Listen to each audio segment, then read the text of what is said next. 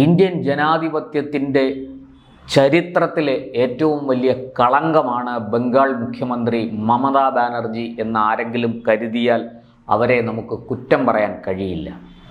കാരണം കഴിഞ്ഞ ദിവസം ബംഗാളിൽ നടന്ന സംഭവം നമ്മൾ ചർച്ച ചെയ്തതാണ്. ഒരു അഴിമതി കേസുമായി ബന്ധപ്പെട്ട് ഒരു സ്ഥാപനവും ആ സ്ഥാപനത്തിൻ്റെ ഉടമയുടെ വീടും പരിശോധിക്കാനെത്തിയ, റെയ്ഡ് ചെയ്യാനെത്തിയ ED ഉദ്യോഗസ്ഥരെ ആ സംസ്ഥാനത്തിൻ്റെ മുഖ്യമന്ത്രി കൂടിയായ മമതാ ബാനർജി നേരിട്ടെത്തി തടയുന്ന കാഴ്ച നമ്മൾ കണ്ടു. അവിടെ നിന്ന് ചില ഫയലുകളും ഹാർഡ് ഡിസ്കുകളും പെൻഡ്രൈവുകളും ഒക്കെ മമത തന്നെ എടുത്തുകൊണ്ട് പോകുന്ന കാഴ്ചയും നമ്മൾ കണ്ടു. ഇത് ജനാധിപത്യത്തിൻ്റെ ചരിത്രത്തിലെ ഏറ്റവും വലിയ കളങ്കമാണെന്നാണ് ഞാൻ കരുതുന്നത്.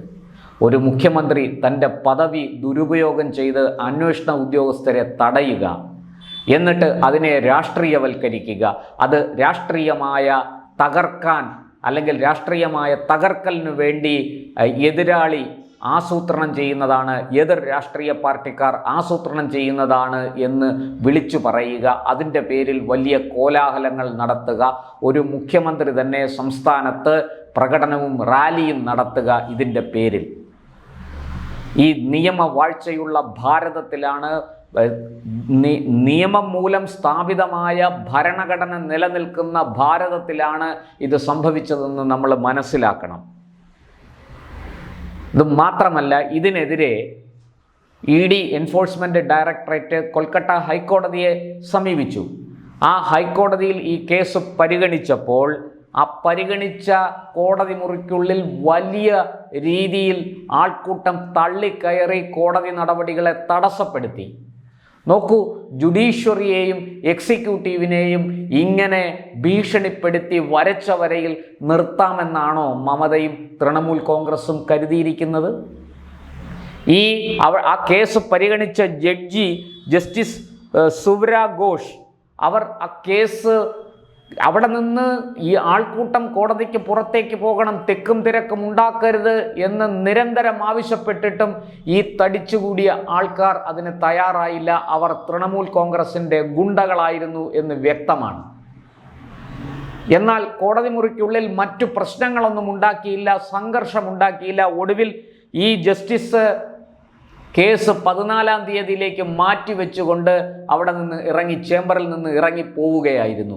നോക്കൂ, ഒരു ജഡ്ജിക്ക് പോലും, കൊൽക്കത്ത ഹൈക്കോടതിയിലെ ഒരു ജഡ്ജിക്ക് പോലും അവിടെ നിലനിൽപ്പ് ചോദ്യം ചെയ്യപ്പെടുകയാണ്. അവർക്ക് നേരെ പോലും ഭീഷണി ഉയരുകയാണ്.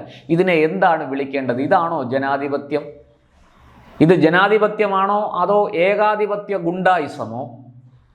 തുടർന്ന് മമതാ ബാനർജിയുടെ നേതൃത്വത്തിൽ 10 കിലോമീറ്റർ ദൂരം ഒരു ശക്തി പ്രകടനം നടത്തി.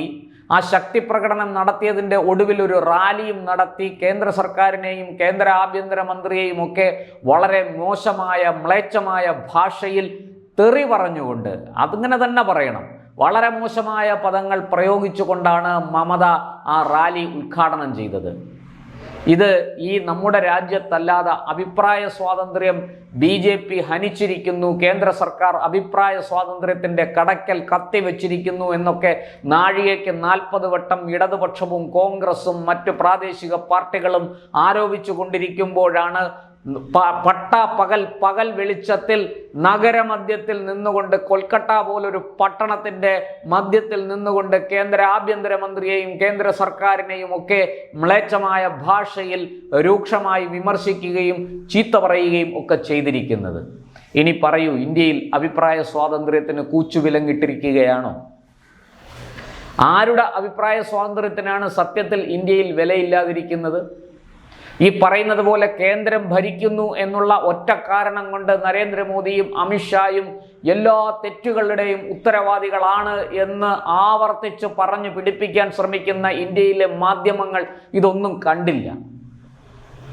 നമ്മുടെ ചില ദേശീയ മാധ്യമങ്ങൾ ഒഴിച്ച് ഒട്ടുമിക്ക കേരളത്തിലെ ഒരു മാധ്യമങ്ങളും ഈ മമത നടത്തുന്ന ഈ അരാജകത്വം, കൽക്കട്ട നഗരത്തെ സ്തംഭിപ്പിച്ചുകൊണ്ട് മമത നടത്തുന്ന ഈ ജനാധിപത്യ ധ്വംസനം, ഈ നിയമവാഴ്ച തകർക്കാനുള്ള ശ്രമം അത് മലയാളത്തിലെ ചാനലുകൾക്കൊന്നും ഒരു വിഷയമേ അല്ല. മലയാളത്തിലെ മുഖ്യധാര പത്രങ്ങൾ പോലും അത് വലിയ വാർത്തയാക്കിയിട്ടില്ല. ഉള്ളിൽ എവിടെയെങ്കിലും ഒരു ചെറിയ ഒരു വാർത്തയായിട്ട്, ഒരു കഷ്ണം വാർത്തയായിട്ട് കൊടുത്തിരിക്കുകയാണ് നമ്മുടെ വർത്തമാന പത്രങ്ങൾ, മുത്തശ്ശി പത്രങ്ങൾ. ഈ ജസ്റ്റിസ് സുവരി ഘോഷ് എന്ന ജഡ്ജി നിവൃത്തിയില്ലാതെ ചേംബർ വിട്ടിറങ്ങിപ്പോയി, കേസ് മറ്റൊരു ദിവസത്തേക്ക് മാറ്റിവെച്ചിട്ട് ഇറങ്ങിപ്പോയി എന്ന് പറയുമ്പോൾ ഈ വിഷയത്തിൻ്റെ ഗൗരവം നമ്മൾ മനസ്സിലാക്കേണ്ടതല്ലേ? ഇപ്പോഴിതാ ED ഉദ്യോഗസ്ഥർ സുപ്രീം കോടതിയെ സമീപിക്കാൻ ഒരുങ്ങുകയാണ്. കാരണം അവർ ഈ വിഷയം ചൂണ്ടിക്കാട്ടി ആക്ടിംഗ് ജസ്റ്റിസിന്റെ അടുത്ത് പോയിരുന്നു. ആക്ടിംഗ് ചീഫ് ജസ്റ്റിസ് സുജോയ് പാൽ, അദ്ദേഹത്തിന് മുന്നിൽ അവർ പരാതിയുമായിട്ടെത്തി. എന്നാൽ അദ്ദേഹം ആ പരാതി പരിഗണിക്കാൻ തയ്യാറായില്ല. എന്തുകൊണ്ടാണ് എന്ന് നമുക്കറിയില്ല. തുടർന്ന് ED കൂടിയാലോചിച്ച് ഇപ്പോൾ സുപ്രീം കോടതിയെ സമീപിക്കാൻ ഒരുങ്ങുകയാണ് എന്ന വാർത്തയാണ് പുറത്തു വരുന്നത്. സുപ്രീം കോടതി കൃത്യമായി ഇതിനകത്ത് ഇടപെടുകയും നീതി ഉറപ്പാക്കുകയും ചെയ്തില്ലെങ്കിൽ ബംഗാളിൽ നിയമവാഴ്ച സമ്പൂർണ്ണമായി തകർന്നു പോകും എന്ന് വ്യക്തമാണ്. കാരണം അവിടെ ആ ബംഗാളിലെ ഗവർണർക്ക് പോലും രക്ഷയില്ലാത്ത വിധത്തിലാണ് ബംഗാളിൽ കാര്യങ്ങൾ മുന്നോട്ട് പോകുന്നത് എന്ന് സമീപകാല വാർത്തകൾ വ്യക്തമാക്കുന്നുണ്ട്. അവിടെ നടന്ന ഒരുപാട് കലാപങ്ങളും മറ്റ് സംഘർഷങ്ങളും കൊലപാതകങ്ങളും ഒക്കെ നമ്മുടെ മുന്നിൽ ബംഗാളിൻ്റെ യഥാർത്ഥ ചിത്രം വരച്ചു കാട്ടുന്നുണ്ട്. ഞാൻ അതിൻ്റെ വിശദാംശങ്ങളിലേക്ക് പോകുന്നില്ല. പ്രത്യേകിച്ചും മൂർഷിദാബാദ്, മാൾഡ തുടങ്ങിയ ജില്ലകളിൽ, 24 പർഗാനസ് തുടങ്ങിയ ജില്ലകളിൽ നടന്നു വരുന്ന അക്രമ സംഭവങ്ങൾ വളരെ കൃത്യമായി എന്താണ് ബംഗാളിൽ സംഭവിച്ചു കൊണ്ടിരിക്കുന്നത് എന്ന് നമുക്ക് പറഞ്ഞു തരുന്നുണ്ട്. ഇപ്പോഴിതാ ഈ പറഞ്ഞതുപോലെ മമതയുടെ പാർട്ടിക്കാരൻ, തൃണമൂൽ കോൺഗ്രസിന്റെ IT വിഭാഗം മേധാവി, അവരുടെ തെരഞ്ഞെടുപ്പ് തന്ത്രജ്ഞൻ, ഇലക്ഷൻ സ്ട്രാറ്റജിസ്റ്റ് കൂടിയായ പ്രദീപ് ജെയിൻ എന്നയാളിൻ്റെ വീടും അദ്ദേഹത്തിൻ്റെ ഓഫീസ്, ഐപാക് എന്ന ഓഫീസ് സ്ഥിതി ചെയ്യുന്ന കെട്ടിടത്തിലുമാണ് ED പരിശോധിക്കാൻ എത്തിയത്. എന്നാൽ അവിടെ നിന്ന് EDക്ക് ഒന്നും കണ്ടെടുക്കാൻ കഴിഞ്ഞില്ല. അതിന് EDയെ സമ്മതിച്ചില്ല. അതിനു മുമ്പ് ബംഗാളിൻ്റെ മുഖ്യമന്ത്രി ദീദി എന്നറിയപ്പെടുന്ന ഈ മമതാ ബാനർജി, സത്യത്തിനോടൊട്ടും തന്നെ മമതയില്ലാത്ത മമതാ ബാനർജി അവിടുത്തെ DGPയെയും പോലീസ് കമ്മീഷണറെയും ഒക്കെ കൂട്ടിക്കൊണ്ട് ഈ ഐപാക്കിന്റെ ആസ്ഥാനത്തും ഐപാക്കിന്റെ ഉടമസ്ഥൻ പ്രദീപ് ജെയിനിന്റെ വീട്ടിലുമൊക്കെ കുതിച്ചെത്തി അവിടെ നിന്ന് അവരുദ്ദേശിക്കുന്ന രേഖകൾ, ഹാർഡ് ഡിസ്കുകൾ ഒക്കെ തട്ടിയെടുത്തുകൊണ്ട് അവിടുന്ന് പുറത്തു പോവുകയും ചെയ്തു. മാധ്യമങ്ങൾ ചോദിച്ചപ്പോൾ അമിത്ഷായ്ക്കെതിരെയാണ് അവർ രൂക്ഷമായ വിമർശനം അഴിച്ചുവിട്ടത്. നാസ്റ്റി ഹോം മിനിസ്റ്റർ എന്നൊക്കെയാണ് പറഞ്ഞത്. നോക്കൂ, എത്ര നിരുത്തരവാദപരമായാണ് അല്ലെങ്കിൽ എത്ര മോശമായാണ് ഒരു മുഖ്യമന്ത്രി പെരുമാറുന്നത്. ഒരു സംസ്ഥാനത്തിൻ്റെ മുഖ്യമന്ത്രിയല്ലേ നിങ്ങൾ? ഈ മമത എന്നുള്ള പേര് മാറ്റി ഇനി മറ്റു വല്ല പേരും കൊടുക്കേണ്ടി വരും. മമത എന്ന വാക്കിൻ്റെ അർത്ഥം ഒട്ടും തന്നെ ആ പേരിനോട്, ആ വ്യക്തിയോട് യോജിക്കുന്നില്ല.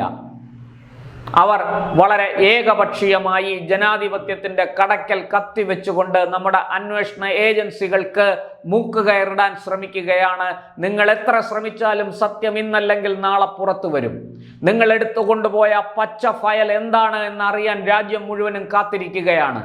ഒരു പക്ഷേ ED സുപ്രീം കോടതിയെ സമീപിച്ചൊരു CBI അന്വേഷണം ആവശ്യപ്പെട്ടാൽ അത് നിങ്ങൾക്ക് വലിയ കുരുക്കായി മാറും. മമതാ ബാനർജിക്ക് അറിയേണ്ടത് ഇത്ര മാത്രമാണ്. അവർ ആരോപിക്കുന്നത് BJP ഇലക്ഷൻ, അതായത് തൃണമൂൽ കോൺഗ്രസ് തയ്യാറാക്കി വച്ചിരിക്കുന്ന ഈ വരാൻ പോകുന്ന നിയമസഭാ ഇലക്ഷനിൽ തയ്യാറാക്കി വച്ചിരിക്കുന്ന ആക്ഷൻ പ്ലാൻ, അത് കണ്ടെടുക്കാനാണ് EDയെ വിട്ടത് എന്നാണ് അവർ ആരോപിക്കുന്നത്.